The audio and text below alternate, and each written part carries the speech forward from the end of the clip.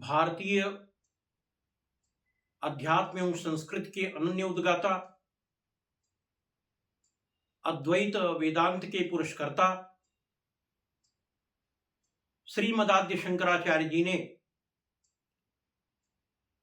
जिस अप्रतिम स्तोत्र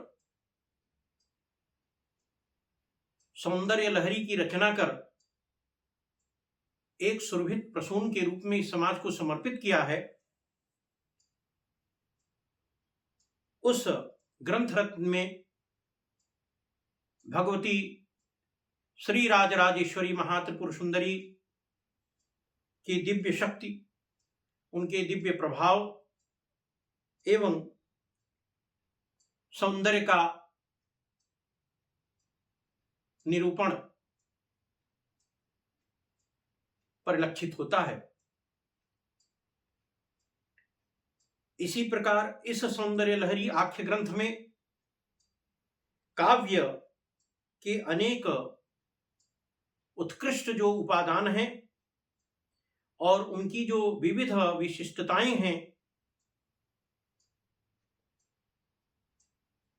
उसको अंगीकार करते हुए तंत्र मंत्र साधना को भी शक्ति प्रदान किया है। वस्तुतः यह ग्रंथ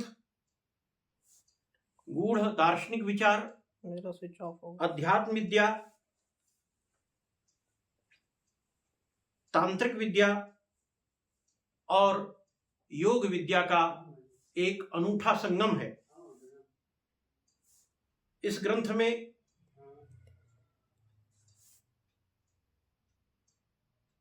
आदि गुरु श्री शंकराचार्य जी ने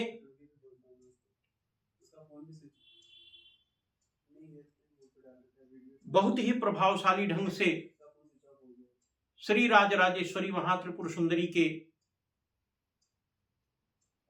शक्ति, सामर्थ्य और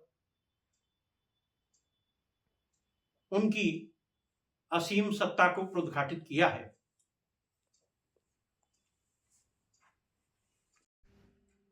श्रीमदाद्य शंकर ने सौंदर्य लहरी के 59वें श्लोक में मां भगवती के देदीप्यमान चमकीले गंडस्थलों का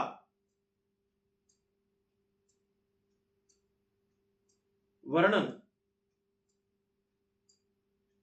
बहुत ही सुघराई के साथ किया है।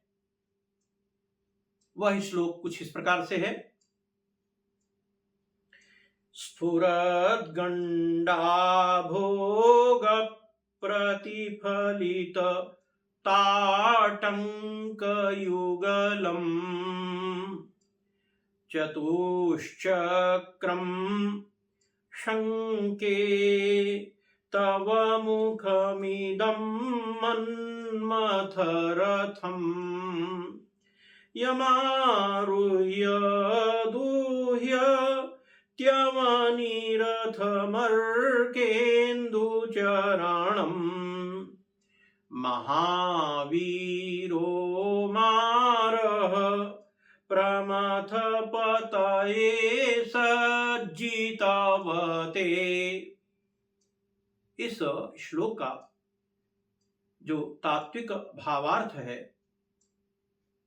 वह यह है कि हे देवी श्री राजराजेश्वरी महात्रिपुर सुंदरी, आपके चमकते हुए गंडस्थलों पर प्रतिबिंबित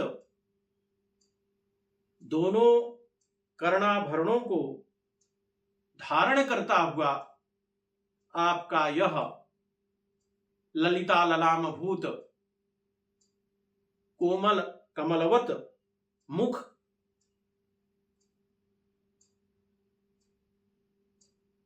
चार चक्रों वाले कामदेव का रथ हो ऐसा प्रतीत हो रहा है। इस प्रकार कामदेव के चार रथों की 4 रथों के चक्रों की शंका उत्पन्न कर रहा है। जिस प्रकार सवार होकर महावीर कामदेव सूर्य तथा चंद्र के पहिए हैं, ऐसे पृथ्वी रूप रथ पर सज्ज भगवान महादेव को मानो आपका यह अत्यंत स्फुरित चमत्कृत गंडस्थल का जो प्रतिबिंब है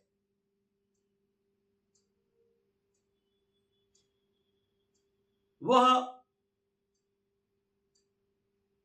इन कर्णाभरणों के कारण मानो भगवान महादेव से द्रोह सा कर रहा है।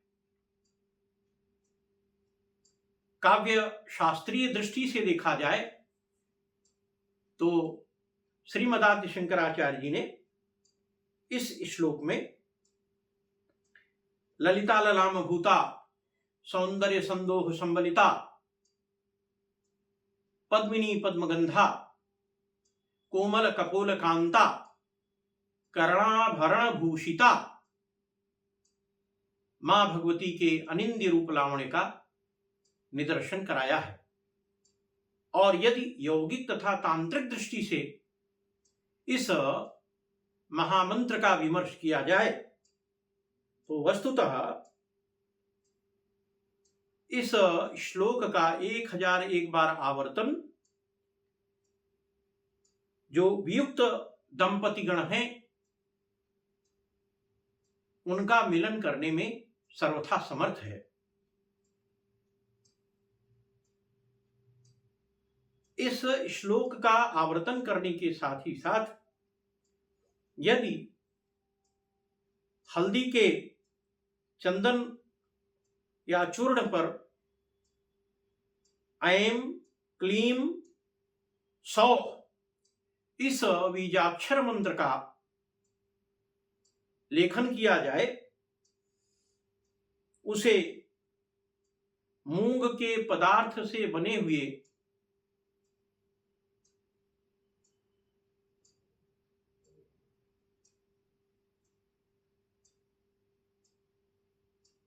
पाक का भोग लगाया जाए तो निश्चित रूप से वियुक्त दंपति का मिलन हो जाता है। धन्यवाद।